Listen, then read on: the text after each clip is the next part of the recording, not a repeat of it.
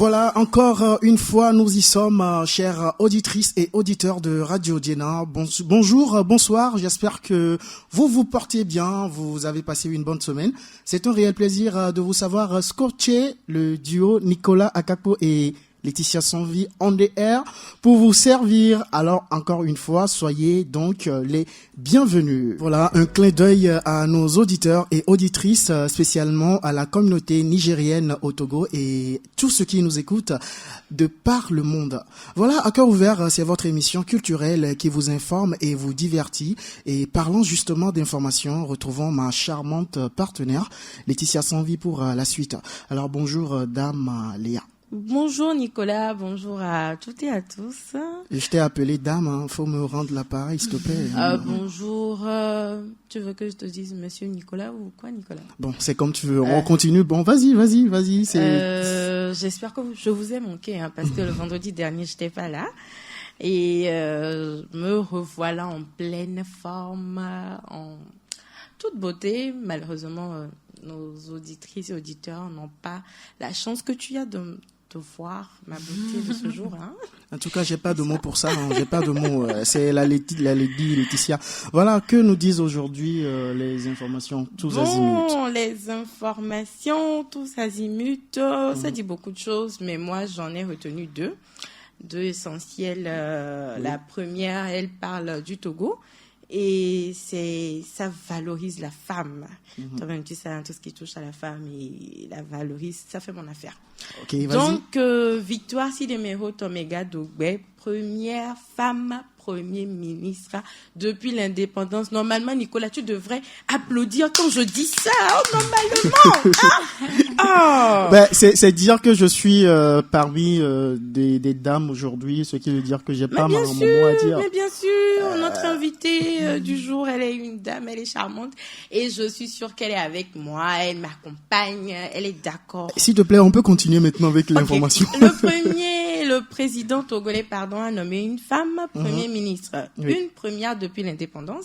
Elle a commencé sa carrière professionnelle dans le secteur privé après une maîtrise en sciences économiques et de gestion, option gestion des entreprises à l'université du Bénin, actuelle UL, l'université de Lomé.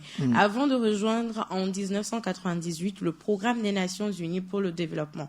Elle entre pour la première fois au gouvernement togolais en septembre 2008, alors qu'elle n'était pas connue sur le plan politique comme ministre déléguée auprès du Premier ministre chargé du développement à la base. C'est beaucoup, Elle prend vite les galons en mai 2009. Victoire Sidemero Tomega est nommée directrice de cabinet du président de la République, poste qu'elle a cumulé avec celui du ministre du Développement à la base, de l'artisanat, de l'emploi des jeunes et de la jeunesse jusqu'à sa nomination à la tête de la primature. Depuis lundi 28 septembre. Et donc, elle est la première femme dans l'histoire du Togo à occuper ce poste. Elle aura pour mission principale, en cette période de Covid-19, à réajuster le plan national de développement. Alors, pour réussir sa mission, le Premier ministre est entouré de 34 ministres, dont 11 femmes. Moi, je me dis qu'elle pouvait faire mieux. Et le poste de la culture est désormais occupé par Monsieur Pierre Kossi Agbenyon Lamadokou, qui remplace Kokou Agbetonyon. Je rappelle qu'il voudrait qu'on se reconvertisse, qui n'aura pas fait long feu à ce poste. Au revoir, j'espère que celui de maintenant, il va pas nous demander de nous reconvertir. Et si tu permets, tu as l'habitude de me couper, ok, vas-y, ouais. Tu as une dent contre l'ancien ministre de la Culture? Non, j'ai pas de dent contre lui, mais tu te rappelles. Ça se sent depuis un certain temps. Que comme il avait demandé qu'on se reconvertisse, j'ai pas du tout aimé. J'ai pas eu à cacher ça, tu me connais, moi je cache pas mes sentiments. J'ai pas du tout aimé, j'aurais voulu qu'il utilise un autre mot ou qu'il nous propose plutôt une bonne solution que de nous demander de nous reconvertir. J'attends toujours, toi tu t'es reconverti en quoi déjà? Voilà, c'est juste une des parenthèses qu'on a ouvertes. Ouais, secrétaire général de la Fédération togolaise de football, il est doctorant en culture et développement. Pierre Kossi Agbenyon Lamadokou, détenteur aussi d'un master professionnel en marketing et communication, sera donc en charge de la culture et du tourisme. Ça, c'est fini pour ma première information du jour. Oui, et la deuxième information? Ma seconde information, elle ne parle pas directement de femmes, mais ça concerne quand même une femme, puisque je veux qu'on revienne un peu sur l'affaire Sidiki Diabaté, qui a pas mal évolué. On en a parlé la dernière fois, donc c'est un plaisir que tu reviens sur l'affaire. Bien sûr, célèbre pour avoir su remettre la Kora au goût du jour. Sidiki Diabaté, il est chanteur, compositeur malien, âgé de 28 ans. Issu d'une lignée de musiciens très connus au Mali. Il porte le nom de son grand-père, reconnu comme le roi de la Kora, et il est le fils de Toumani Diabaté, un très grand joueur de cet instrument à cordes typique de l'Afrique de l'Ouest. Il séduisait les mélomanes de toute l'Afrique et semblait filer le parfait amour avec sa compagne de longue date, Mariam Sow. Mais, je dis bien mais, selon les accusations de la jeune femme qui ont fait surface contre l'artiste, elle vivait en réalité en enfer quotidien sous les coups et les brimades psychologiques du chanteur. On lui reproche d'avoir séquestré et battu sa compagne Mariam Sow, qui dit avoir trouvé refuge chez une amie profitant d'un moment d'inattention des gardes du corps de l'artiste chargé de sa surveillance. C'est son amie en question même, toujours selon Mariam Sow, qui va ensuite tirer sa sonnette d'alarme en publiant sur Instagram des photos de son corps couvert de bleu et de blessures, le visage tuméfié. Des images datant de l'année dernière. Bon, ça aussi, en tout cas. Le chanteur a été interpellé par la police malienne le 21 septembre dernier. Après 3 jours de garde à vue à la brigade d'investigation judiciaire de Bamako, l'artiste musicien a été déféré le vendredi 25 septembre à la maison centrale d'arrêt de Bamako et est actuellement libéré provisoirement pour la suite de la procédure judiciaire. Le musicien malien a d'abord nié connaître la jeune femme, puis, lorsque les accusations ont été rendues publiques, il a déclaré que l'affaire était plus compliquée entre griffes qu'il n'y paraît. Et revenons au Togo pour finir avec cette information. Une mineure de 17 ans brûlée pour avoir volé une brochette. Ouais. C'est grave avec tout ce qui se passe actuellement. Où va le monde? Moi, oui. quand j'apprends tout ça, c'est la première question que je me pose. Hein. Où va le monde? En tout cas, Nicolas, comment on peut asperger de l'essence et brûler un être humain de surcroît, une mineure de 17 ans, pour avoir mangé une brochette qui coûte entre 100 francs et 200 francs. CFA, il faut le dire. C'est un acte Franc CFA. Ignoble, oui, incompréhensible, qu'a pourtant posé un homme en uniforme retraité à Ségbé, une banlieue de Lomé. Je dis ça, je dis rien. Je préfère taire ce qui vient en même temps. N'oublie pas, souligne dans ta tête en rouge que l'homme, c'est un homme en uniforme et on sait tous ce que c'est. La victime a eu la mauvaise idée de manger une des brochettes payées par son patron. Pour ce dernier, la domestique doit payer de sa vie. Cette énième faute, il asperge dans un premier temps d'essence, puis l'enflamme. Ameuté par les cris de la jeune fille, le voisinage lui porte secours et exige de son patron des soins hospitaliers. Elle est actuellement en soins intensifs à l'hôpital Saint-Jean d'Afagnagan. Ce cas interpelle une fois encore les structures du gouvernement, de la société civile militant en faveur du bien-être de l'enfant, à renforcer bien leur action en vue de la protection des enfants. Nicolas, voilà tout pour aujourd'hui. J'espère que je t'ai satisfaite. Satisfait. Enfin, professionnellement, bien sûr. Bon, je dirais que les informations sont tout à fait sombres, mais quand même, nous, dans notre émission, nous avons pour objectif donc d'informer les gens. Ouais. Mais nous allons continuer avec une petite pause musicale, histoire de dépulcher tout ça et bon revenir avec plein de tonus, si tu permets, très bien sûr. On y va.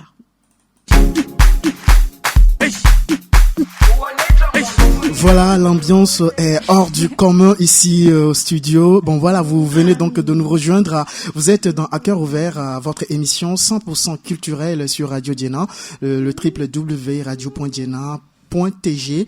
Vous pouvez télécharger notre application dans Play Store si vous utilisez un smartphone Android et abonnez-vous également à notre chaîne YouTube et nos différentes pages sur les médias sociaux pour ne pas manquer aucune de nos actualités. L'Internet, depuis plus de 15 ans, occupe une place importante dans la vie de tous les jours de millions de personnes à travers le monde. Et il représente un nid d'opportunités pour ces utilisateurs qui, aujourd'hui, innovent et adaptent ces nouvelles technologies qui peuvent contribuer pour beaucoup à leur permettre d'atteindre leurs objectifs en matière de développement. Parlant justement de développement, l'un des outils de communication en vogue actuellement et qui est depuis quelques années sur les lèvres de tous les marketeurs est le concept du personal branding. De quoi s'agit-il? Nous recevons aujourd'hui pour vous, fidèles auditrices et auditeurs de À Cœur Ouvert, Madame Ivoire de Rosen. Elle est anthroposociologue, multicommunicante, coach international et elle a fait le plaisir d'être présente aujourd'hui.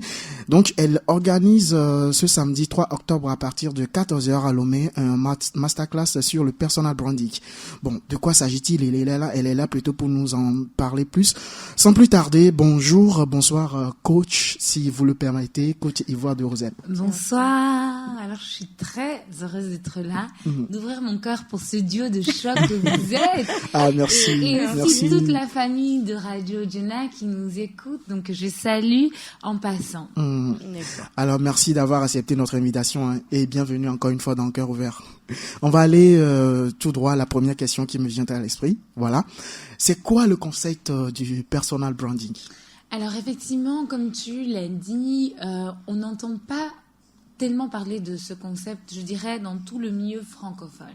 Mais au niveau du secteur anglophone, c'est une notion qui a émergé depuis pas mal d'années et qui aide justement les personnes à booster leur carrière, leur business, que ce soit dans la vraie vie, mais également sur les réseaux sociaux, donc au niveau personnel et professionnel. Donc, c'est l'idée que finalement, toi, moi, tout à l'heure, j'ai demandé comment il faut t'appeler. Moi, je t'aurais appelé Nico.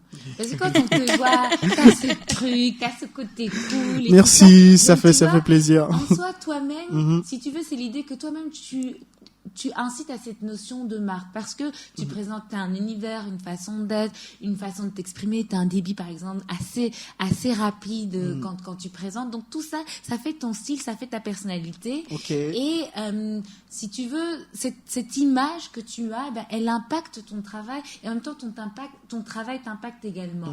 Et donc de tout ça, eh bien, on va tirer le meilleur pour marquer les esprits et faire justement ta touche personnelle en tant que journaliste sur les ondes. Merci donc pour ces informations. Donc si je veux bien comprendre, pour les chefs d'entreprise ou citoyens lambda, oui. Le personal branding est un outil de communication indispensable pour véhiculer l'image, son image, sa réputation et l'identité de marque.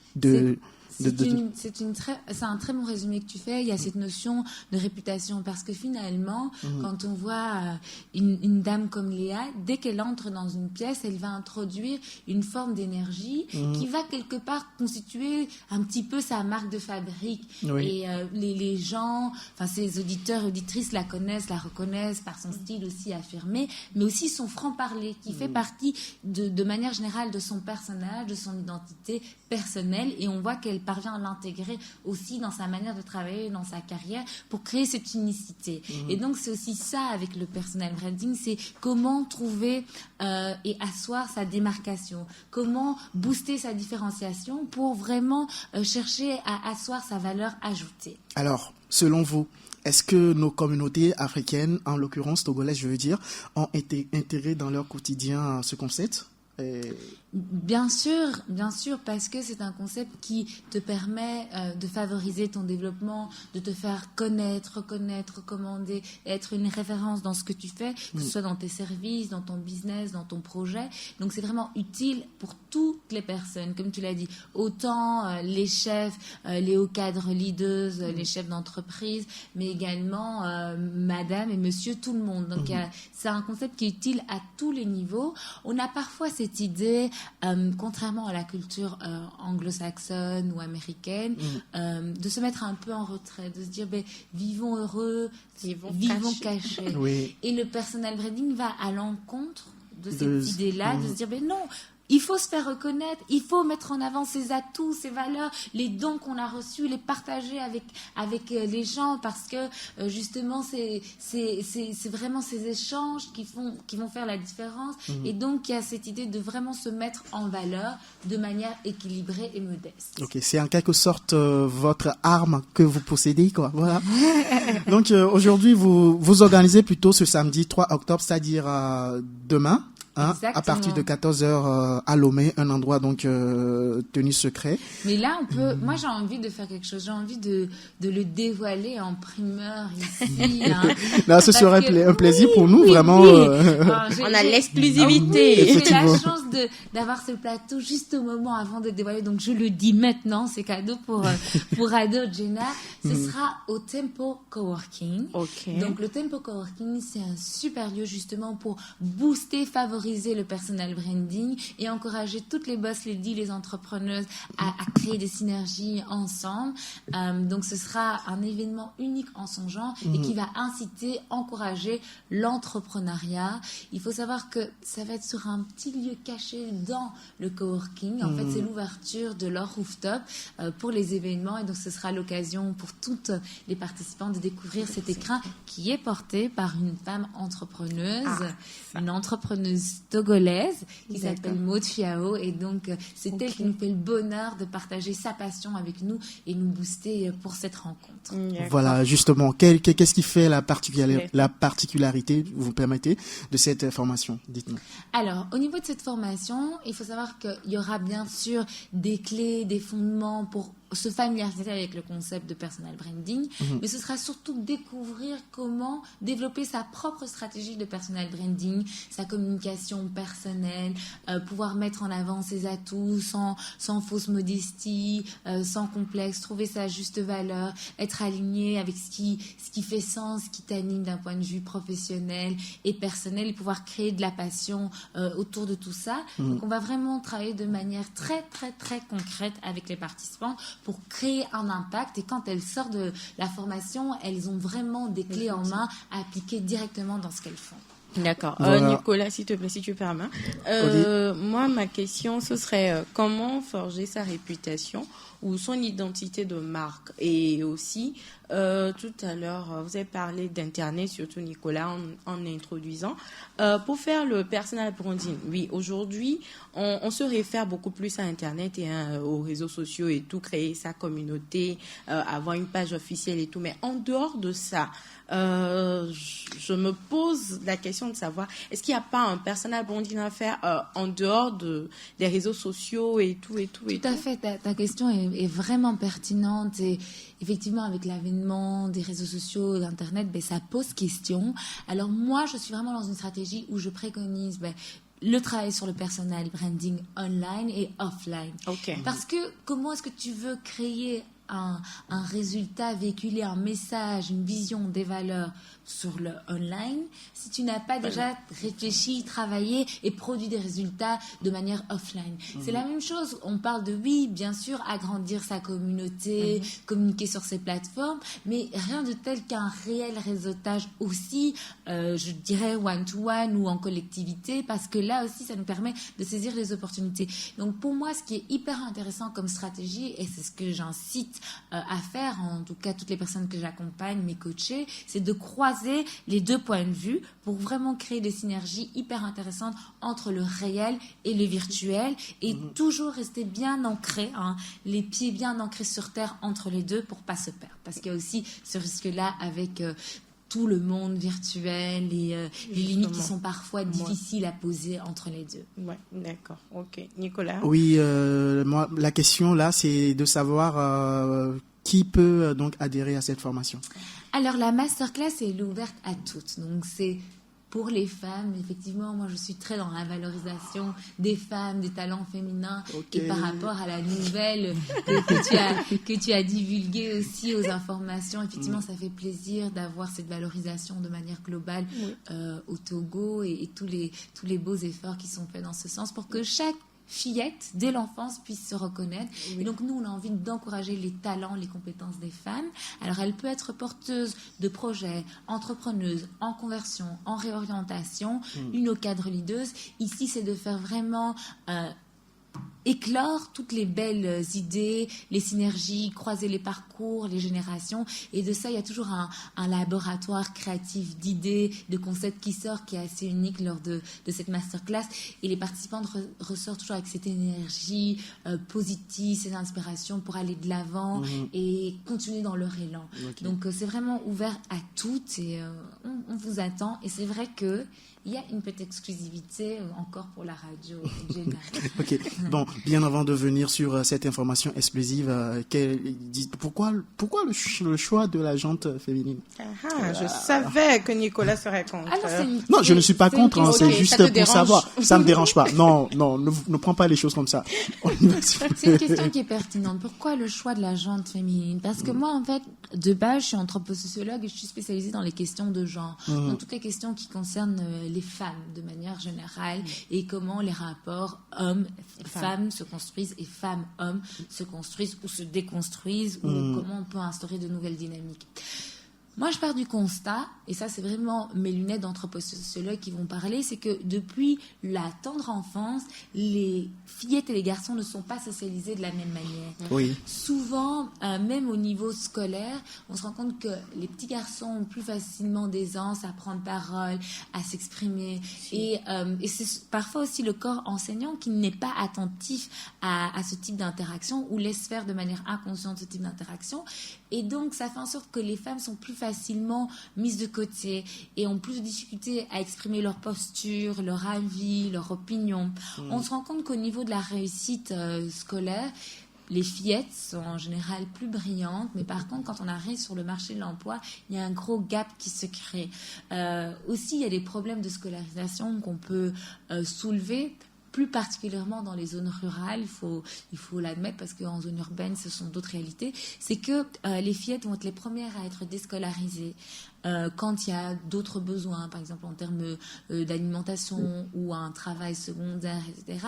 Du coup, il y a cette forme de invisibilisation des femmes, ou le fait qu'elles ne puissent pas être pleinement qui elles sont, en pleine confiance et conscience, et parfois aussi qu'il y a leur champ des possibles, leurs perspectives à venir qui sont parfois un petit peu coupées. Et donc l'idée ici, c'est de se dire, malgré le parcours, le chemin qui peut parfois sembler sinueux, eh bien on arrive à forger nos propres voies et à s'encourager entre nous-mêmes. C'est aussi une façon de pouvoir libérer la parole par rapport à certaines problématiques, par rapport à certains tabous qui concernent la condition des femmes, et de pouvoir s'exprimer en toute aisance et toute intimité. Voilà. Nous allons donc maintenant parler entre griffes du gombo, c'est-à-dire quelles sont donc les conditions de participation à cette formation? C'est normal. Vraiment, oui.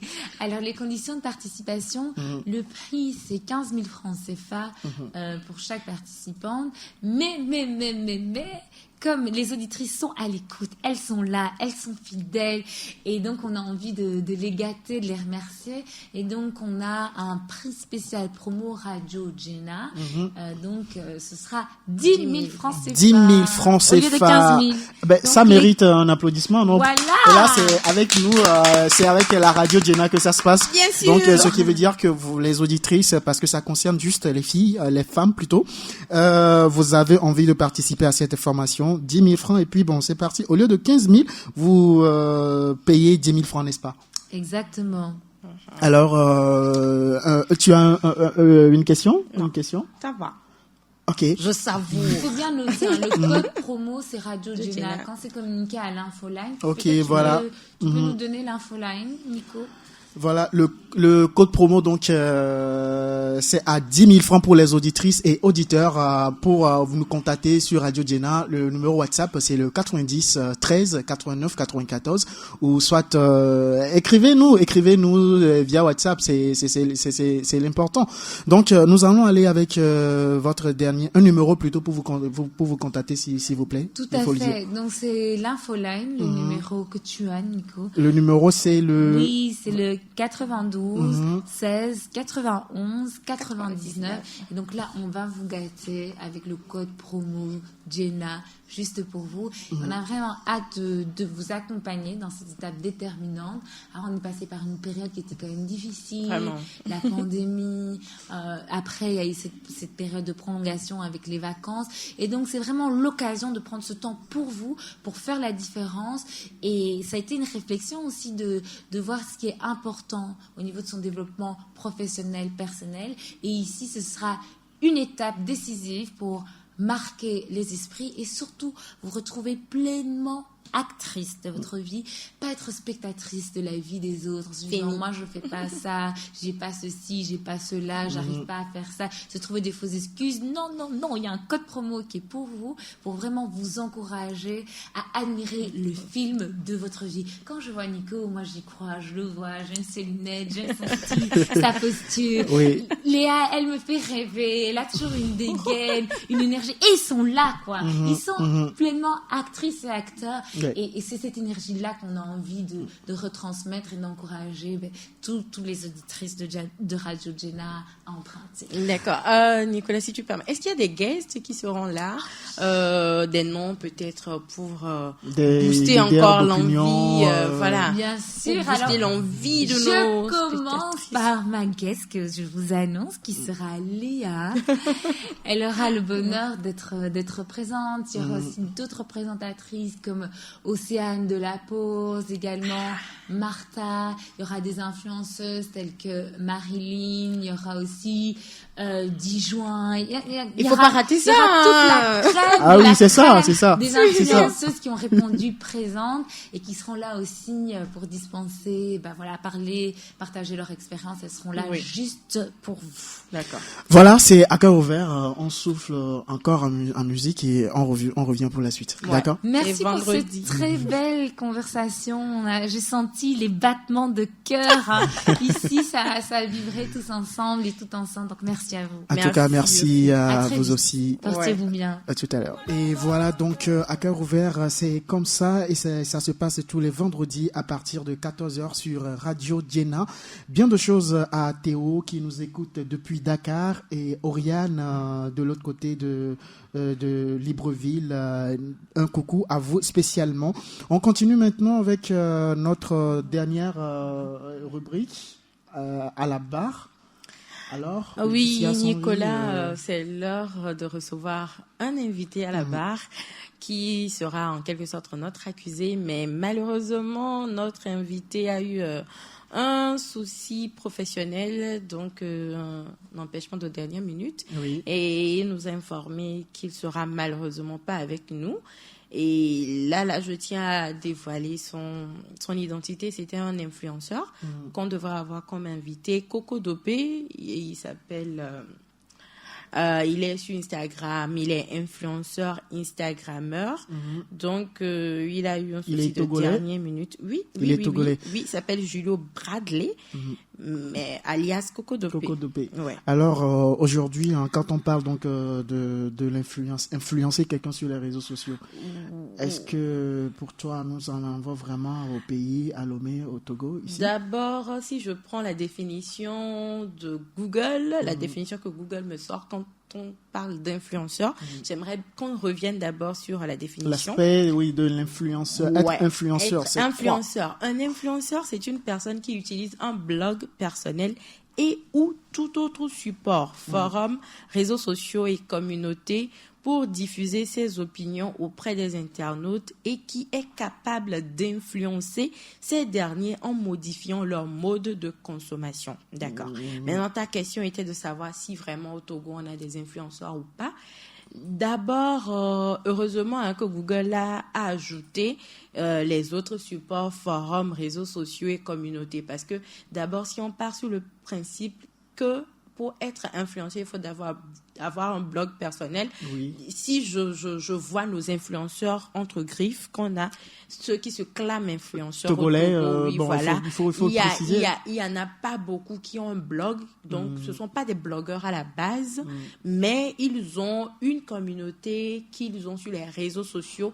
S'ils sont par exemple peut-être sur Instagram, tu vas les voir sur Twitter, Oui. tu vas les voir sur Facebook, surtout, LinkedIn, sur Insta, TikTok, Snapchat oui. et TikTok récemment.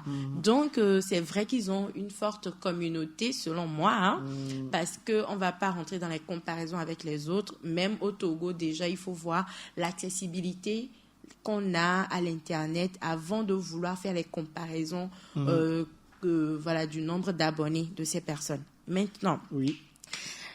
Google dit que pour être influenceur, non seulement il faut avoir soit un blog, soit une communauté qu'on alimente et tout, mais il faut diffuser ses opinions auprès de ses internautes et être capable de les influencer pour modifier leur consommation. Ok. Ouais, maintenant, il faut voir aussi le contenu. Moi, je dis souvent aux gens, il ne faut pas être influenceur, il ne faut pas se dire influenceur Juste parce que, qu'on oui, a, voilà. on a besoin de le dire bien. Parce que j'ai 2000 followers, sur Instagram ou sur Snapchat ou sur Facebook. Non. Le contenu que tu véhicules, qu'est-ce qui est dans ton contenu que tu véhicules? Tes opinions. Oui. Il ne faut pas juste allumer sa caméra parce que j'ai une caméra et voilà, tu te pointes devant ta caméra. Oui, tu as une bonne connexion chez toi à la maison ou au bureau, je sais pas. Et tu es là, tu parles, tu racontes ta vie, tu fais voir tes journées et tout. Non, c'est pas ça être influenceur. Laetitia, Ouais. j'ai une question là. La dernière fois, j'ai publié une vidéo sur Facebook et je suis à 23 000, je crois, 23 000 vues, quelque chose, pour la vidéo. D'accord. Donc, c'est à dire que je suis influenceur déjà, moi. Non, et Nicolas, d'abord, il faut voir le genre de vidéo que tu as posté. Il y avait quoi comme contenu? C'est quel message tu véhiculais? C'est pas parce que les gens ont vu, tu as 23 000 vues, que tu es influenceur. Non. Qu'est-ce que les gens ont tiré de cette vidéo que tu as postée? Oui, je ne refuse pas qu'on peut, par exemple, faire découvrir un cadre ou faire découvrir un service aux gens à travers ces vidéos-là, à travers ces publications-là. Mais maintenant, ce que tu publies, quel est l'impact que tu as sur ta communauté, la population, que tu as voilà, autour, quel est le retour, justement, le feedback. Quel est le feedback là que cette vidéo a rapporté à toi personnellement et maintenant à peut-être celui à qui appartient le cadre ou je sais pas. C'est pas parce que tu mets une vidéo et qu'il y a 23 000 vues que parce que tu as 23 000 vues, tu es influenceur. Non. Voilà, c'est un exemple parmi tant d'autres. C'est un exemple parmi tant d'autres. Et c'est pas que j'attaque ces personnes ou bien je suis contre eux. Non. Je suis pas du tout contre eux, mais plutôt je ne marche pas vraiment avec leur manière, leur stratégie de fonctionner. D'abord, un influenceur, c'est un blogueur à la base. Ok, vous n'avez pas de blog, mais quand même, vous avez su construire une communauté avec les réseaux sociaux sur lesquels vous êtes présent. Ok, mais là, il faut encore qu'il y ait un contenu assez poignant plutôt. Voilà, et qui contient vos opinions, de bonnes opinions, hein. Parce qu'il ne faut pas seulement dire je me suis levé aujourd'hui, je vais me brosser avec Signal, je vais manger ci, je vais manger ça. Oui, maintenant, il faut aussi un feedback. Il faut que les publications là atteignent des gens, modifient leur consommation, leur comportement, leur quotidien. Donc voilà, c'est tout ce que j'ai à dire. Voilà, merci donc Laetitia pour tes apports. Bon, voilà pour nous, voilà qui met donc fin à ce rendez-vous culturel. Nous étions donc avec Madame Ivoire de Rosen. Elle est coach internationale et avec d'autres corde plutôt à son arc, présentatrice, anthropo, sociologue et puis multicommunicante.